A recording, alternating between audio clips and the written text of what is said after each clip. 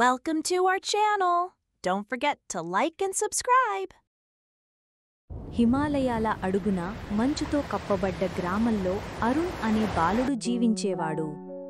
మంచు చినుకులు జారుతూ రావడాన్ని మంత్రముగ్ధువై చూసేవాడు.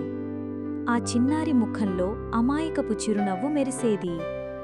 ఇతర పిల్లలు మంచు చలికి గుడిసెలలో దాక్కుంటే అరుణ్ మాత్రం మంచులో ఆడుకోవడానికి వెళ్లేవాడు. అతను మంచు బంతులు విసురుతూ హృదయపూర్వకంగా నవ్వుతుండేవాడు. మంచులో అడుగుల ముద్రలు వేసుకుంటూ పరుగులు తీస్తుండేవాడు. ఒకరోజు మంచులో చిన్న పక్షి గాయపడి పడి ఉండటం అతని చూపులో పడింది. అరుణ్ ఆ పక్షిని దగ్గరగా చూసి మెల్లగా వంగాడు.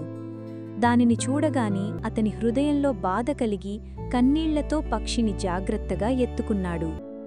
ఆ పక్షిని కాపాడాలని చేతుల్లో పట్టుకొని గుడిసెవైపు పరుగెత్తాడు. ఆ గుడిసెలో మంట దగ్గర కూర్చోబెట్టి దానికి ఆహారం పెట్టాడు.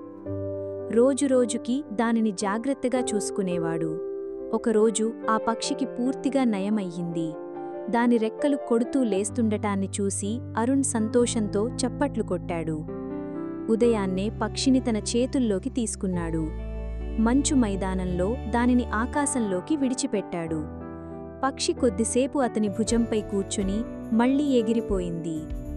అరుణ్ కళ్లలో ఆనందపు కన్నీళ్లు మెరిశాయి. గ్రామస్తులు అతన్ని చూసి ప్రశంసలతో ముంచెత్తారు. ఒక పెద్ద మనిషి, నీ దయగల హృదయం మనందరికీ స్ఫూర్తి అని అన్నాడు. సూర్యాస్తమయంలో మంచుతో మెరిసే గ్రామం ఆకాశం నిండా వెలిగింది. ఆ పక్షి ఆకాశంలో ఎగురుతూ అరుణ్ చుట్టూ తిరగడం ప్రారంభించింది. అది చూసిన అరుణ్ హృదయం కలలతో నిండిపోయింది. వాళ్లు ఇద్దరూ కొత్త స్నేహం ప్రారంభించారు. మీకు ఈ కథ నచ్చితే ఛానల్ని ఇప్పుడే సబ్స్క్రైబ్ చేసుకుని వీడియోని లైక్ చేయండి. మీకు ఎలాంటి కథలు కావాలో కామెంట్ చేయండి.